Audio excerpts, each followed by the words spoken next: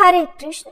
हिंदू धर्म में पंचक काल को बहुत ही महत्वपूर्ण समय माना जाता है और ये प्रत्येक माह के 5 दिनों का वो समय होता है जब चंद्रमा अंतिम 5 नक्षत्रों यानी धनिष्ठा, शतभिषा, पूर्वा भाद्रपद, उत्तरा भाद्रपद और रेवती से होकर गुजरता है। माना जाता है कि इन दिनों में कुछ कामों जैसे घर की छत डालना, नया पलंग खरीदना या फिर अंत्येष्टि करना आदि से बचना चाहिए या खास सावधानी बरतनी चाहिए। लेकिन जीवन की सच्चाई तो यही है कि हर क्षण को समझदारी से जीना बहुत जरूरी है। पंचक काल में भी सही सावधानियों और उपायों के साथ आप बिना किसी डर के अपने काम कर सकते हैं। दरअसल पंचक काल हमें सीमित करने के लिए नहीं, हमें डराने के लिए नहीं, बल्कि हमें जागरूक करने के लिए होता है ताकि हम इन 5 दिनों में हर निर्णय सोच समझ कर करें। तो आइए जानते हैं कि इस बार जून के महीने में पंचक कब से शुरू और कब समाप्त होंगे और ये किस प्रकार के पंचक होंगे, कौन से विशेष कार्य इस पंचक के दौरान नहीं करना चाहिए।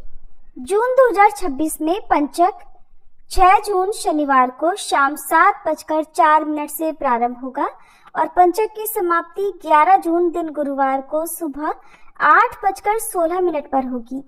इस बार क्योंकि पंचक शनिवार के दिन से शुरू हो रहा है, इसलिए ये मृत्यु पंचक रहेगा।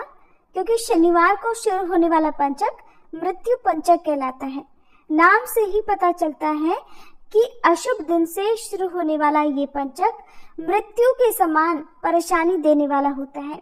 तो इन 5 दिनों में किसी भी तरह के जोखिम भरे काम नहीं करने चाहिए और मृत्यु पंचक के प्रभाव से विवाद, चोट, दुर्घटना आदि होने का भय रहता है।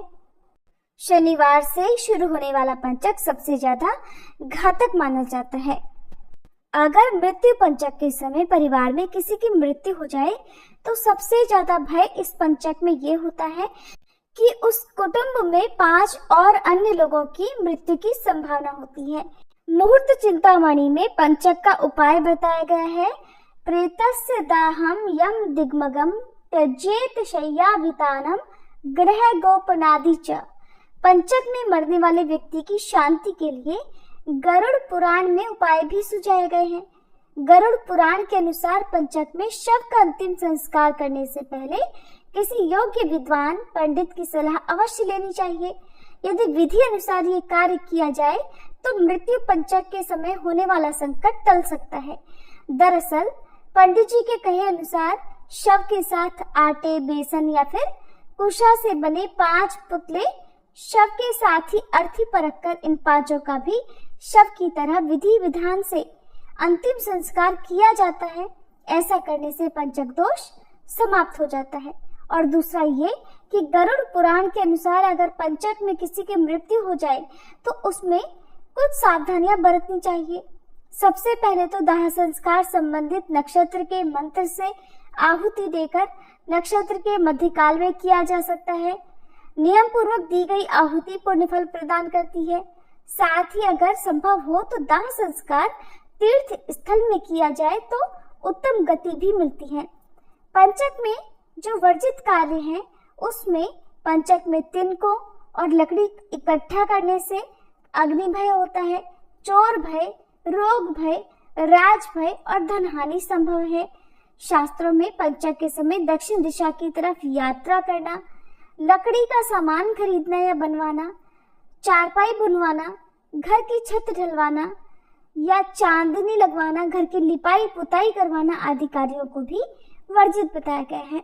यदि दक्षिण दिशा की तरफ यात्रा करना बहुत ज्यादा आवश्यक हो तो हनुमान जी की पूजा करके श्री हनुमान चालीसा का पाठ और फिर शनिदेव की पूजा करके शनिदेव को काले तिल और सरसों का तेल अर्पण करने के बाद आपको यात्रा प्रारंभ करनी चाहिए।